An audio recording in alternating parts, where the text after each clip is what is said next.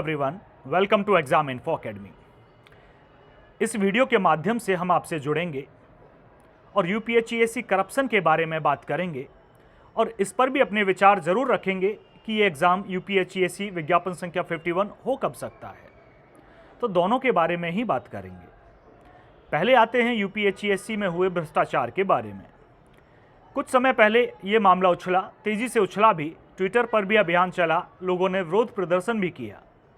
कुछ लोगों के नाम भी सामने आए जो विरोध प्रदर्शन कर रहे थे, उन्हें अपनी स्ट्रेटजी भी बताई कि किस किस तरह से वो काम करेंगे। लेकिन असलियत आप लोग अब जान गए होंगे, जानते तो पहले भी होंगे लेकिन अब आप आसानी से जान गए होंगे। 2 दिन पहले गुजरात में एक पुल टूटा, मोरबी पुल, सभी ने सुना, 140 लोग मर गए, सभी ने देखा।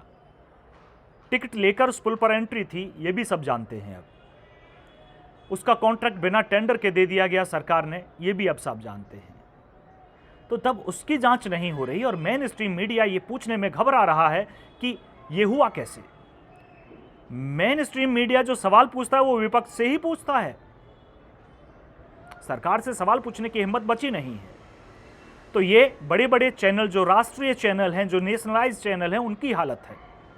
और आप 100 लोग इकट्ठे हो जाते हैं यूपीएससी के बाहर और नारे लगाते हैं और आप सोचते हैं कि जांच होगी, आयोग भ्रष्टाचार जांच के आदेश देगा या सीएम ऑफिस आदेश देगा या कोर्ट, हाईकोर्ट आदेश देगा। तो ये संभव नहीं है कि 100 लोग विरोध प्रदर्शन में उतर आएं और जांच हो जाए। 100 क्या, जितने फॉर्म भरते हैं लगभग 1,20,000 के करीब टोटल, अगर मैं मोटे तौर पर मान लूं, वो सब भी आके प्रदर्शन करें तो भी जांच विज्ञापन संख्या 50 की हो नहीं सकती है। ये साफ तौर पर आप जानते होंगे। कोई भी सरकार चुनाव के टाइम पर डरती है कि भाई अब सही होना चाहिए, 1 साल पहले से बोला एहतियात बरतती है कि कोई ना आए। लेकिन ये सरकार, चुनाव का साल हो, चुनाव के बाद का साल हो, कोई भी हो, उन्हें कोई डर नहीं, उन्हें जीतने का पूरा भरोसा भी है। तो फिर जांच के आदेश मिल नहीं सकते हैं। तो यूपीएससी भ्रष्टाचार के बारे में कुछ लोगों ने हमसे कमेंट्स में पूछा, तो हमने अब जवाब दे दिया इस वीडियो के माध्यम से कि जांच ना हो रही है, ना होने की उम्मीद है। तो ये तो रही भ्रष्टाचार की जांच की।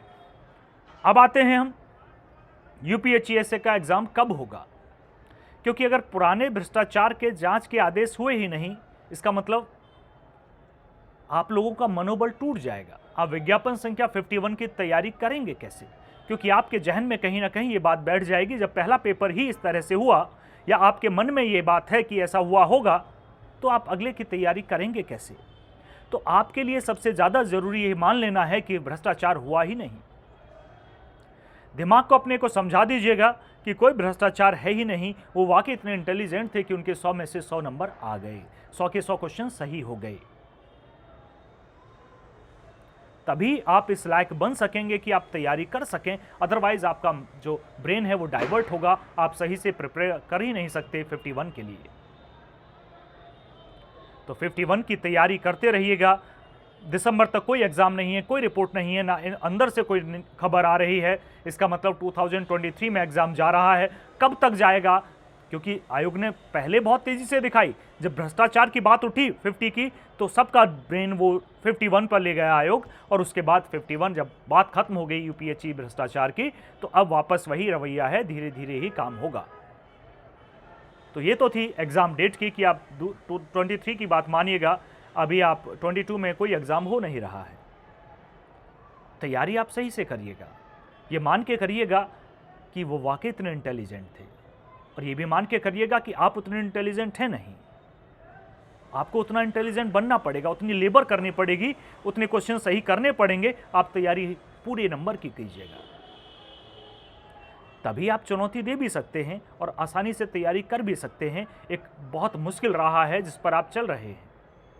एक तरफ अपने आप को ये समझाना कि भ्रष्टाचार नहीं हुआ, दूसरी तरफ अपनी तैयारी करना 51 की कि हाँ मैं पूरा पेपर कर दूंगा, वो भी कॉम्पिटिटिव लेवल का, वो भी असिस्टेंट प्रोफेसर का, जो बिल्कुल आर्टिकल बेस्ड होता है। तो दोनों सवालों के, आपके दोनों प्रश्नों के उत्तर हमने दे दिए हैं। तो भ्रष्टाचार में कुछ होने की उम्मीद बहुत कम है, ना के बराबर है, और एग्ज़ाम 23 में जा रहा है। इसमें कोई शंका नहीं कि 23 में वो जा रहा है। कब होगा हमें नहीं पता है, कोई न्यूज़ अंदर से नहीं आई है, कोई न्यूज़ बाहर नहीं निकली है, किसी को कुछ नहीं पता है कब होगा। हाँ, अदर वैकेंसीज जो आएंगी हम आपसे बात करते रहेंगे, डिफरेंट अलग यूनिवर्सिटीज़ में। अलग जो शिक्षक की भर्ती आएगी उसके बारे में भी बात करते रहेंगे, प्राइमरी की आएगी उसके बारे में भी बात करते रहेंगे, टीजीटी पीजीटी की अदर स्टेट की आएगी उसके बारे में भी बात करते रहेंगे। और अगर आप ऑलरेडी जॉब में हैं तो आप छोड़िएगा मत, चाहे किसी में भी हैं, प्राइवेट है या सरकारी है। ये हमारी पर्सनल सलाह है, वो माने आप ना माने वो आपके ऊपर है, लेकिन जॉब छोड़कर तैयारी ना कीजिएगा, ये रिस्क ना लीजिएगा आप। और 1 साल वाली हमने न्यूज़ भी बता दी है कि अगर आप 1 साल छुट्टी पे रहते हैं एक जॉब से तो आपको उसके 1 साल छुट्टी का त्यागपत्र ही माना जाएगा और आपकी जो नौकरी है वो चली जाएगी। तो इन बातों को ध्यान में रखते हुए तैयारी कीजिएगा, जॉब में है तो जॉब में रहते हुए तैयारी कीजिएगा। हाँ, एक और बात, अगले वीडियो में हम बात करेंगे, अगर आप में से कोई कोचिंग पढ़ाता है किसी सब्जेक्ट की, क्योंकि पढ़ने से उतना एक्सपर्ट नहीं होता आदमी जितना पढ़ाने से होता है। अगर कोई पढ़ाना चाहता है तो हम उसकी ऑनलाइन पब्लिसिटी के बारे में नेक्स्ट वीडियो में लेकर आएंगे कि किस किस सब्जेक्ट का अगर कोचिंग है आपका तो हमसे कांटेक्ट करिए, हम प्रमोट करते हैं। आज की वीडियो में इतना ही था, धन्यवाद।